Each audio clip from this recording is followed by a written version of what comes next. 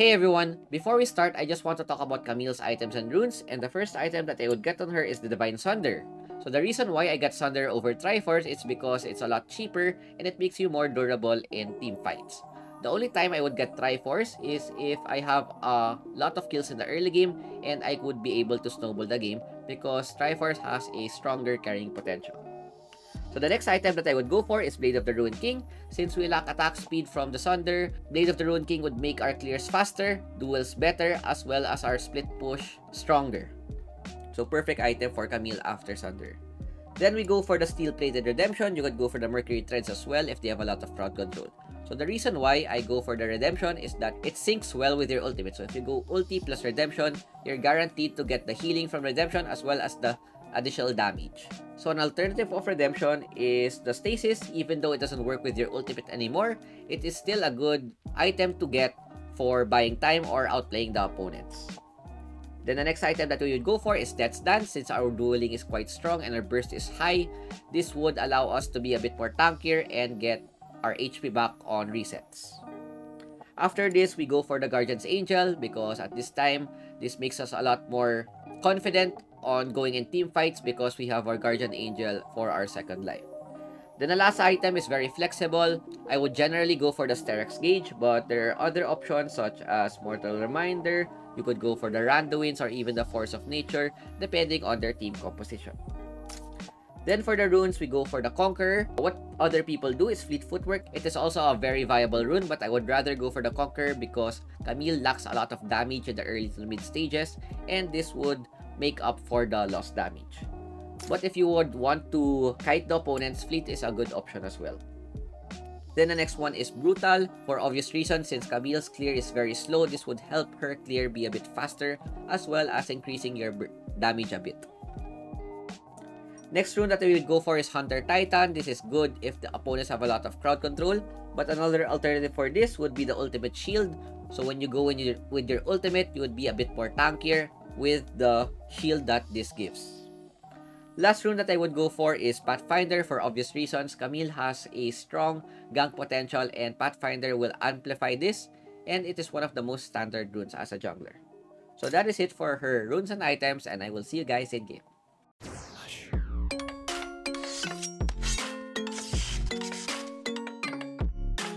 Going to the game, this is where I'll show you why Camille is still a viable jungle in the current meta. In this matchup, we're currently up against Jungle Riven, and in a Camille vs Riven matchup, this is favorable towards the Riven player because she has better clear as well as stronger duel potential. So what we have as an advantage is that our ganks are a lot easier, especially when we have our ultimate.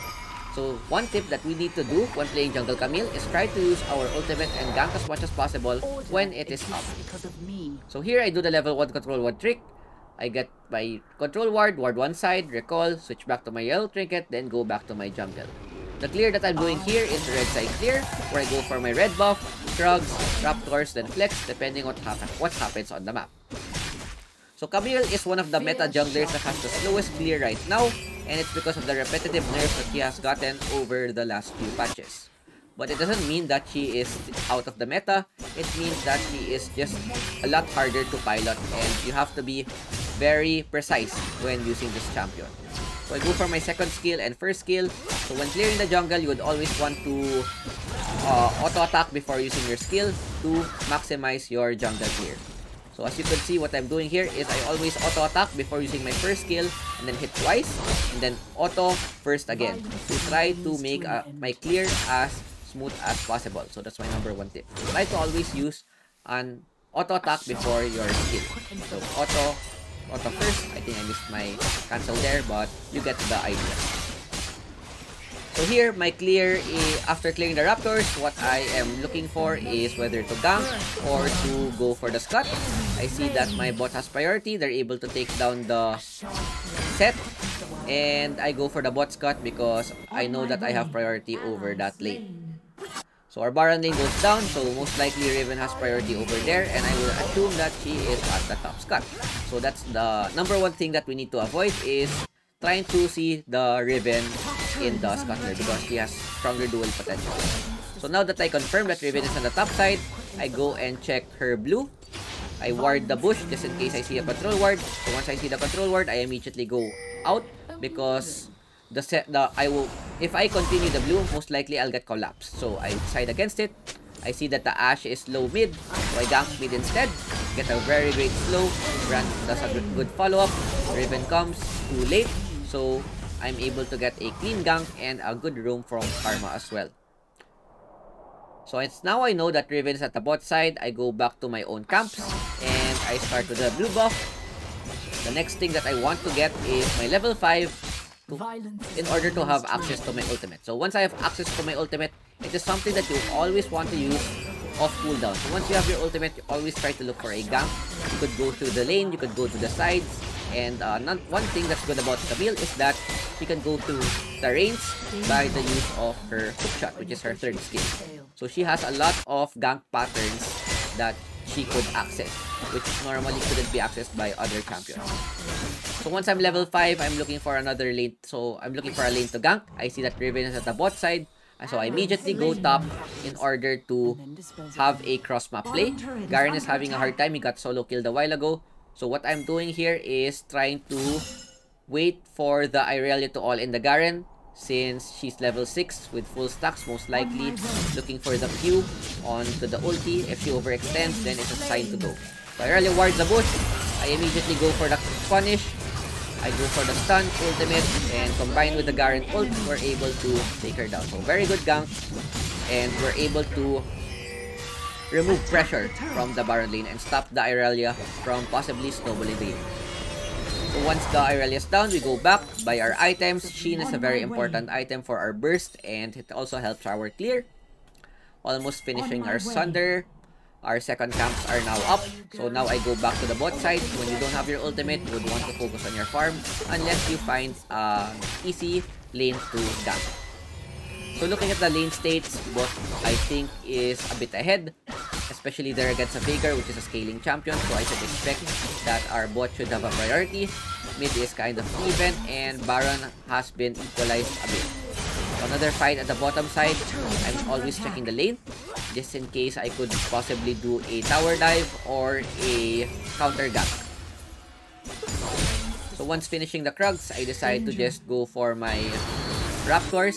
But the moment I see that Veigar is low, I see a potential tower dive, and I immediately go to the bot side. So I prioritize ganking over farming, and here, very good second skill by Karma. We get a good double kill, tower dive, and a first blood tower as well. So very good play there. So if we went and cleared the Raptors, we wouldn't be able to get 2 kills and a tower. So that's how important ganks are, and if you're able to pull them off, you would get rewarded a lot from doing successful ganks, just like that. So now that I have my Sunder, my boots, my ulti is now online. We also have a lot of gold on our carries, so we're feeling pretty confident that we could contest the dragon if they come. But they decide to go for the cross map play because they know they're behind. So props to them for going for the Herald plus top Baron instead, top tower instead of looking for the contest. So in retrospect, our opponents are able to respond well. I see Veigar in the bot side, so I go for the Veigar. I go for the ulti and try to one-shot the Veigar, but I made a mistake because what I should have done there is wait for the Veigar third skill and then ult when Veigar goes away from it. So what I did is I ulted immediately, which made me stuck in the cage. So if I ulted outside the cage, if I ulted Veigar, I wouldn't get stunned by the cage because I would be untargetable if I use my ultimate. So that's something that you could note, that you could use Camille's ultimate to dodge a lot of spells such as Veigar's third skill, Ashe's arrow, or even Irelia's sword. So another fight in the mid lane, I help my teammate. The Riven overextends a bit. We're able to get a kill and are able to keep up the pressure. So looking at their lineup, they have a strong lane game with the Veigar, Riven.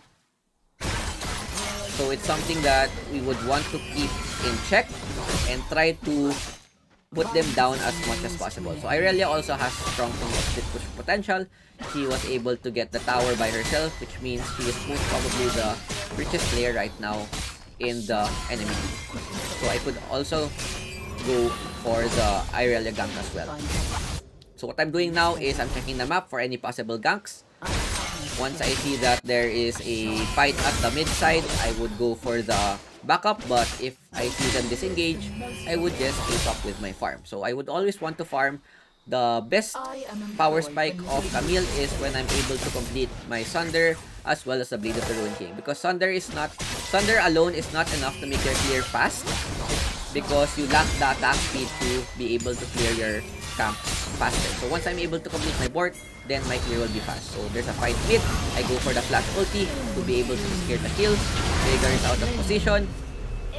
We zone him as well, and we get 2 easy kills. So when playing Camille, you always want to look for possible lanes that you could gank. So prioritize ganking over farming. And in those two situations, I was able to get a kill out of them and help the team snowball even further. So after clearing the top wave, I go back. I look for what item I could get. So I go for the Redemption instead, because since my team is ahead, I don't need that much damage. And Redemption is a great item on Camille right now, because you would be able to do ulti plus Redemption, and it would not only heal you and your allies, it would also damage the opponents inside. So I try to get the Scuttler. I'm unable to secure it. Seth goes for the fight bot side. I go for the Riven. I use my hook shot, but it's okay. There's still a fight on the bot side. I use my Redemption to try to heal my teammates. Irelia is low. Kai'Sa gets a great ultimate, and we force a team fight here. I see that Veigar is out of position, so we go and punish them. Very clean team fight. Ashe is alone under the tower. Garen tackles the tower. He falls down, but we're able to get a trade. And overall, it is an ace plus a tower for 1 kill, which is very great for us. So our composition is really great, especially with the Brand plus Karma ultimate. They would be able to our team fight is really strong with those 2 ultimates. So we ping the retreat. Objectives are gonna spawn soon. I'm able to hook shot out. So we even take 2 towers instead of 1 tower. So now that we're low, instead of waiting for the objective, because if we wait for the objectives, we're all half HP and with low mana, most probably. So we go for the reset instead of forcing the objective. Because if you force the objective, most likely they would not only win the fight, they would get the objectives and get a lot of shutdowns, which would put them back in the game. So always try to contest objectives as have high HP when contest objectives. So Irelia tries to go for the fight. Ash goes for the arrow, so Irelia, Ash is no more ultimate. I see Riven trying to contest the Herald, so I immediately jump on the Riven to remove the smite. I see that Herald is low. They get the smite. We burn Set's ultimate as well. Irelia tries to go on us, but we're able to dodge her skill, so I leave her alone. My teammates would be able to handle her instead. So another great team fight. We play well, only our Garen goes down, and if they focus the tank, then we have a triple carry threat, which is the Brand, the Camille, and the Kai'Sa that would be able to damage them. So the number one thing that we need to do here is try to protect our Kai'Sa, since she is ahead right now in the game. So we lock the carry that would most probably go to her, which is the Irelia or the Riven, and just protect our ADC. The only time that I would go for the dive is when I would be able to burst their carry, or we catch them out of position. So before starting the dragon, I go for another reset because we're quite ahead in the game. Most likely the opponents would be trying to go for another trade. So I try to deny the trade by going for the Ashe. Now that I've played my Blade of the Ruin King, look at my damage and look at the power spike that I've gotten once I'm able to complete the item. So I didn't even need to use my hook shot. I didn't even need to use my ultimate or redemption. We are able to easily burst the Ashe. Our Garen goes down again. So their Irelia is playing well, but we get a trade kill. Another great kill.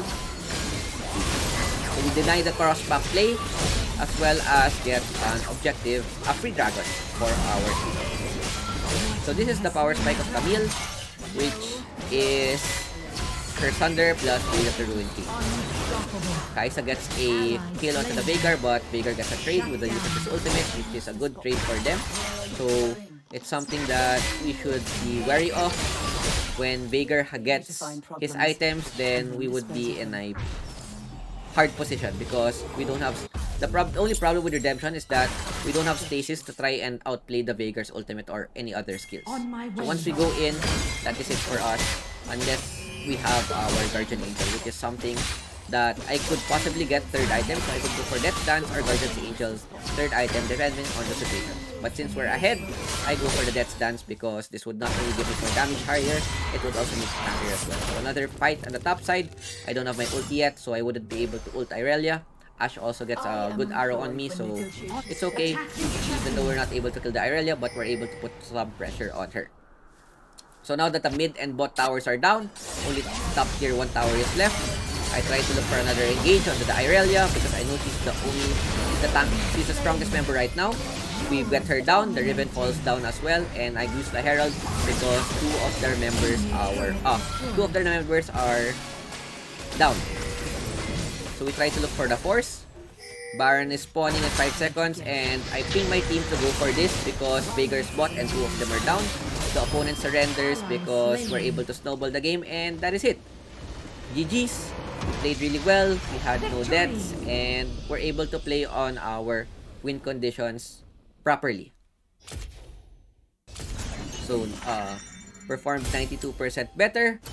Unfortunately, we're not able to get MVP. Karma played well great as well. 6-0-15, really great games, and I will see you guys next time. Peace out.